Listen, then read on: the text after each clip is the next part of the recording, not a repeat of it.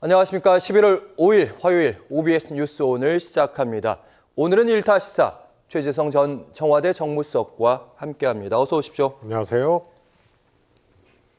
어젯밤 10시쯤에 속보가 하나 전해졌습니다. 윤 대통령 오는 7일 그러니까 내일 모레입니다. 목요일에 대국민 담화 그리고 기자회견한다는 속보가 이어졌습니다. 원래는 이번 달 말에 해외 순방한 다음에 대국민 담화하겠다 이런 입장으로 관측이 지배적이었는데 결국엔 대통령의 입장 변화가 순식간에 이루어졌습니다. 무엇 때문에 이렇게 대통령의 입장 변화가 있었을까? 한동훈 대표가 어제 얘기를 해서 그런가 했더니 추경호 원내대표가 대통령을 만났다고. 예.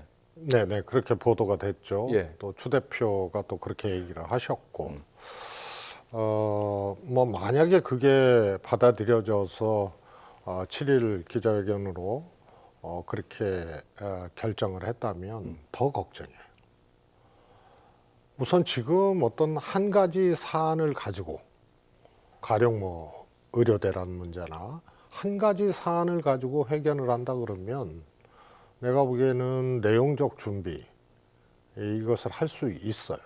근데 지금 김건희 특검법 할 겁니까? 만약에 내일 모레 기자회견을 하면 그걸 하겠다 그럴 겁니까? 예. 아니잖아요. 그다음에 대통령 공천 개입 통화 녹음, 대통령 육성 있지 않습니까? 그 이제 질문이 나올 텐데. 예. 그러면 그거 내가 잘못했다 그럴 겁니까? 그래서 추상적 사과, 대리 사과는 할 수 있어요. 사과는 일단 나올 것이다. 추상적 사과. 김건희 여사 대리 사과하는 거죠. 김건희 여사가 하는 게 아니고. 그럼 지난번에도 그랬잖아요. 그래서 그런데 특검이 하나 있고 예. 대통령 공천 개입이 있고 그리고 특검도 쪼개보면은 도이치모터스도 있고 김 여사 공천 개입 의혹도 있고 그다음에 뭐 관저공사라든가 뭐 등등등의 예. 여러 가지 사안들이 특검법에 있는 거 아니에요? 그래서 이걸 받을 수가 없어요. 그러면은 전국의 해법이 대통령이 추상적 사과, 대리 사과하고 나머지는 국민들이 오해하고 계시다. 혹은 특검 할 수는 없다. 또 대통령 공천 개입 없었다. 뭐 이렇게 할 수밖에 없기 때문에 이 예. 낱마처럼 얽힌 이 문제를 해결할 우선 시간이 없어요. 그래서 모레로 결정한 것이 훨씬 더 제가 보기에는 안 하니만 못한 그런 결과를 초래할 것이라고 진단이 되고요. 그다음에 인사혁신. 이거는 인사혁신을 해도 문제, 안 해도 문제예요. 예. 왜냐하면 그건 모든 문제의 근원은 대통령 부부에서 나온 거 아니에요?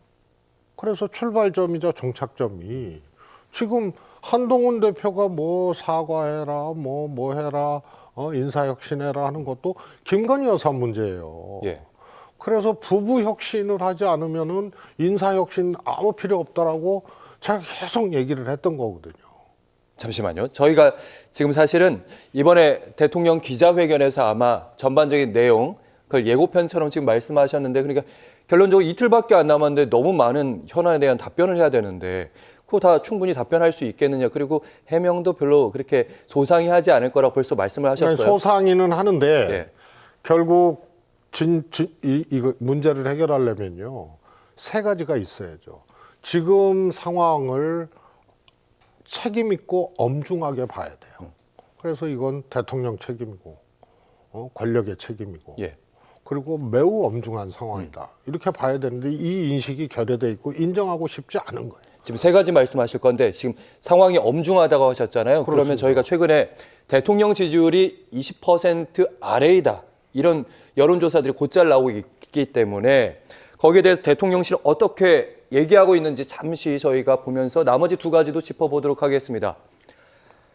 정진석 대통령 비서실장 국정감사장에 나와서 여론조사 20% 위기가 못 느끼느냐 이렇게 물어봤더니 높은 지지도는 아닙니다만 다른 나라 예도 보시죠. 기시다 전 총리 계속 10%대였고 유럽도 20% 넘기는 정상 많지 않다. 언론이 좀 팩트체크를 좀 해봤나 봐요. 그랬더니 아니다. 20% 넘는 정상 많다. 이렇게 나왔더라고요. 많고요. 예. 그리고 또 하나는 우리는 그야말로 대통령 중심제 국가 아니에요.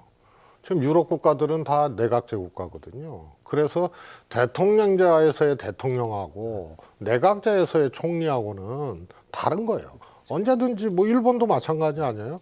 내각 해산하고 다시 총리 뽑고 이런 거하고 수평 비교를 하는 것 자체가 잘못된 거예요. 그래서 그럼에도 불구하고 또 20% 넘는 총리나 뭐 이런 분들이 예. 내각제임에도 불구하고 꽤 있죠. 예. 그래서 저거는 대통령실의 인식이 지금 어디쯤에 있는지를 그야말로 극명하게 보여주는 정진석 실장의 잘못된 발언이죠.